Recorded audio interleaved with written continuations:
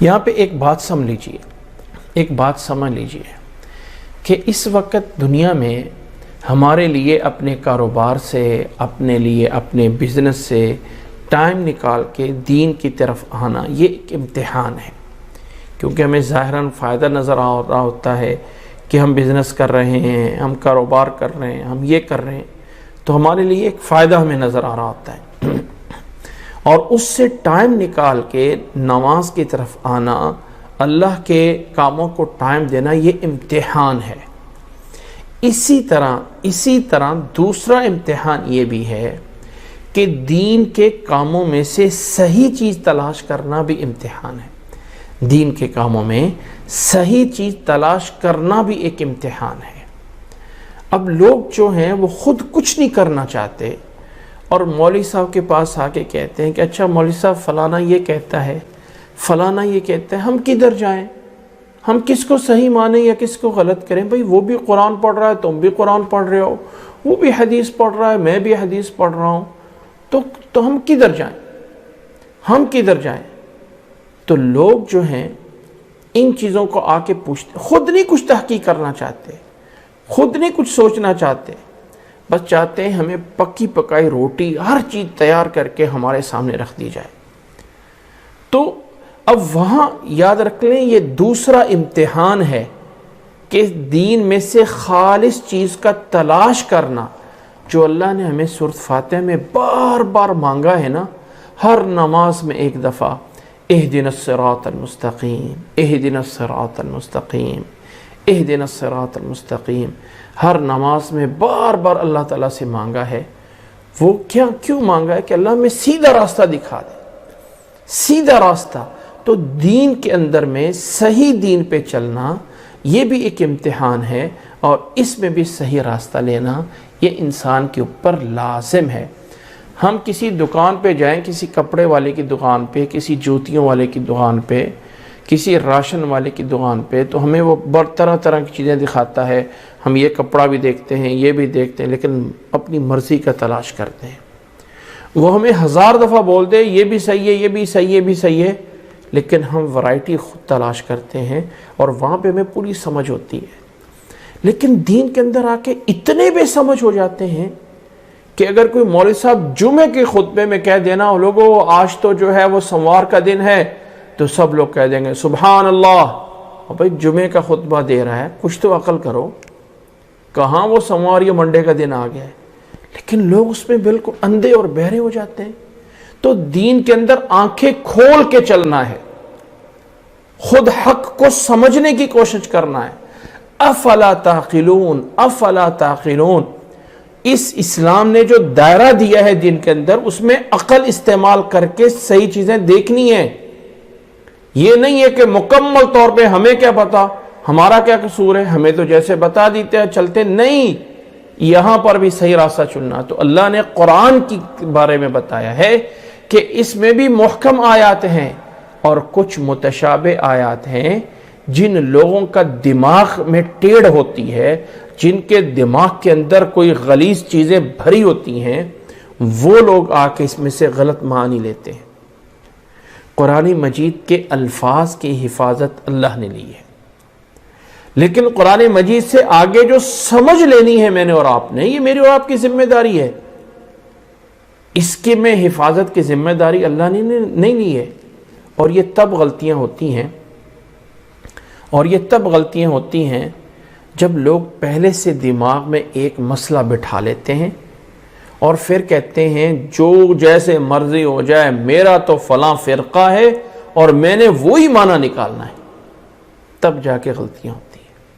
اگر انسان خالی ذہن لے کے اللہ کی کتاب اور قرآن مجید کو پڑھنا شروع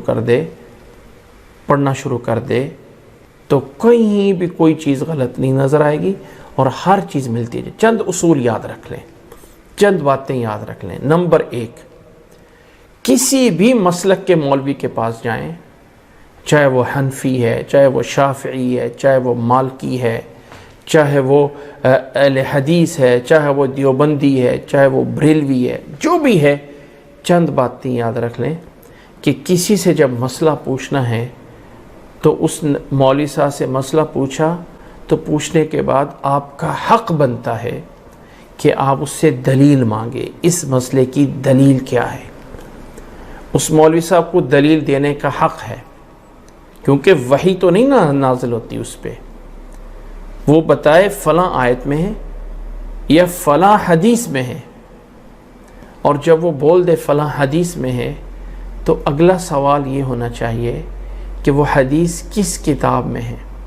افسوس ہے ہمارے ہاں، خاص طور پہ پاک و ہند میں افسوس ہے کہ ہمارے جو یہ ایشین لوگ ہیں، ان میں اکثر مولوی صاحب سے اگر مسئلے کے بعد دلیل پوچھ لی گئی تو بہت بڑی گستاخی سمجھی جاتی ہے۔ نہیں، ایسا نہیں ہونا چاہیے، دلیل لینا حق ہے۔ تیسرے نمبر پہ پوچھنے والے کو اتنی علم ہونی چاہیے، اتنا علم ہونا چاہیے کہ یہ دلیل جن بکس سے دی جا رہی ہے ان کی کم از کم اسلام میں کیا ویلیو ہے۔ بہت دفعہ ایسا بھی سنا گیا کہ ایک مولوی صاحب حدیث بیان کر رہے ہیں، بہت لمبی چوڑی حدیث بیان کر رہے ہیں، اور آخر میں اس کا حوالہ دے دیا کہ یہ حدیث موضوعات کبریٰ شریف میں موجود ہے۔ اب موضوعات کبریٰ شریف کیا چیز ہے بھئی؟ یہ وہ کتاب ہے جس کو محدثین نے یہ اس لیے لکھا کہ لوگوں جو باتیں حدیث بنا کے حدیث میں شامل کر دی گئی تھیں اور وہ جھوٹی باتیں تھیں، تو ہم ان کو الگ کر کے لکھ رہے ہیں تاکہ لوگوں کو پتہ چل جائے کہ یہ جو حدیثیں ہیں وہ حدیثیں ہیں ہی نہیں ہیں، وہ جھوٹ ہیں۔ اس کو موضوع کہا جاتا ہے، بنائی ہوئی باتیں، بنائی ہوئی حدیث، وہ حدیث نہیں ہے، ان کو الگ لکھ دیے گا۔ اور یہ اس کتاب سے حدیث بیان کر رہے ہیں اور لوگ واہ واہ واہ واہ کر رہے ہیں، نہ اس کو پتہ نہ اس کو پتہ، اور وہ بھی مکھی پہ مکھی مار رہا ہے اور وہ بھی جو ہے واہ پہ واہ کر رہا ہے۔ اللہ تعالیٰ ہمیں ہدایت عطا فرمائے۔ ہمارا اصل میں ایک مزاج بن گیا ہے کہ کوئی انوکھی سی بات ہو اور ہم اس کے پیچھے چلیں۔ میں نے ایک حیرانگی دیکھی ہے کہ کوئی بھی غلط چیز ہو نا، وہ بڑا جلدی وائرل ہوتی ہے، بڑا جلدی وائرل ہو جاتی ہے۔ اچھا جی یہ کیسے، یہ کسی کو صحیح بتاؤ وہ کوئی بھی نہیں وائرل کرتا، غلط بات بتا دو وہ ایک دن میں کہاں سے کہاں پہنچ جائے گی۔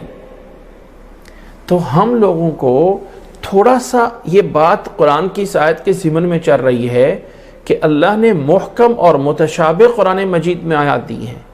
محکم جو ہے وہ ہن ام الکتاب ہیں، اور متشابہات پہ ایمان لے کے آنا ہے۔ اور جن لوگوں کے دل میں دماغ میں ٹیڑھا پن ہوتا ہے وہ ان غلط متشابہات کے پیچھے لگ کے فتنہ چاہتے ہوتے ہیں، گمراہی چاہتے ہیں، وہ گمراہی ان کے دینا چاہتے ہیں، اور وہ ان آیات کا معنی نکالنا چاہتے ہیں جن کا اللہ نے نہیں بتایا ہے۔ تو ایسے لوگوں سے بچنا ہے، ایسے لوگوں سے دور رہنا ہے، ایسے لوگوں سے دور رہنا ہے۔ جو بھی مسئلہ لیں اس کی دلیل لیں، اس حدیث کا جانے کہ کہاں پہ ہے یہ حدیث، اور اگلے سٹیپ پہ تھوڑا سا پوچھ لیں کہ اس دلیل کی ویلیو کیا ہے۔ اگر وہ مولوی صاحب امانت دار ہیں تو بتائیں گے کہ احادیث کی دنیا میں یہ حدیث صحیح ہے یا یہ حدیث صحیح نہیں ہے۔ اور افسوس کی بات آج کل تو یہ آ رہی ہے کہ چھوٹے چھوٹے پکچر بنا کے شیئر کی جا رہی ہوتی ہیں اور ریفرنس اوپر صحیح بخاری صحیح مسلم، حالانکہ وہ حدیثیں صحیح بخاری اور صحیح مسلم میں کہیں بھی نہیں ہوتی ہیں۔ یہاں تک ہم نے جھوٹ بولنے شروع کر دیے، یہاں تک امت کے لوگوں نے جھوٹ بولنے شروع کر دیے ہوئے ہیں۔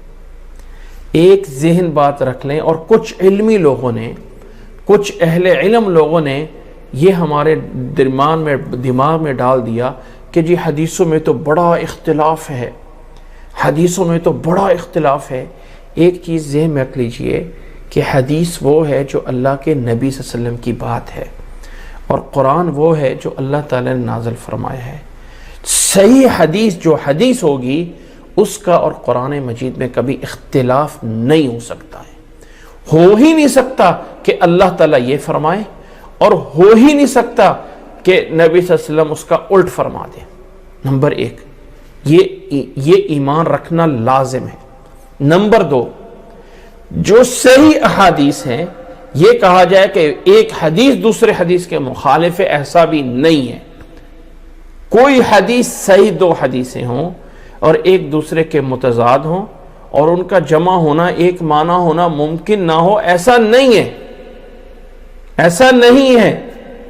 کبھی کوئی نادر میں جا کے ہوتا ہے، اس کی بھی کوئی نہ کوئی معنی نکل رہا ہوتا ہے کہ جس میں دونوں حدیثوں کا ایک معنی ہوتا ہے۔ اس لیے ان چیزوں کو دماغ میں بٹھا لیا جائے، اور اللہ کی قسم میں چاہتا ہوں، میں سوچتا ہوں اگر کوئی انسان بالکل جاہل ہو، صرف اسے لکھنا پڑھنا آتا ہو اور اپنے دماغ کو صاف کر کے قرآن مجید کا ترجمہ پڑھ لے، اور جو صحیح احادیث کی وہ بکس ہیں جس میں بخاری، مسلم، ابو داؤد، ترمذی، نسائی، ابن ماجہ، یہ جو متمیز کتابیں ہیں، ان کو لا کے ترجمہ پڑھنا شروع کر دے، اس کو صراط مستقیم خود بخود ملتی شروع ہو جائے گی۔ ہم لوگ خود کچھ بھی نہیں کرتے ہیں اور مکمل ڈیپینڈ کرتے ہیں اپنے اس مولوی پہ، اپنے اس مفتی پہ، اپنے اس بڑے پہ، اور کہتے ہیں کہ جو اس نے کہہ دیا وہ حرف آخر ہے، اور پھر جا کے اگر کوئی مسئلے ہوتے ہیں تو سارا کہہ دیتے ہیں جی ہمارا کیا قصور ہے، ہمارا اس میں کیا قصور ہے، ہمارا اس میں کیا قصور ہے۔ یاد رکھ لیں اللہ تعالیٰ نے یہ کہا ہے کہ یہاں پہ ہم لوگوں کی بھی ایک ذمہ داری ہے۔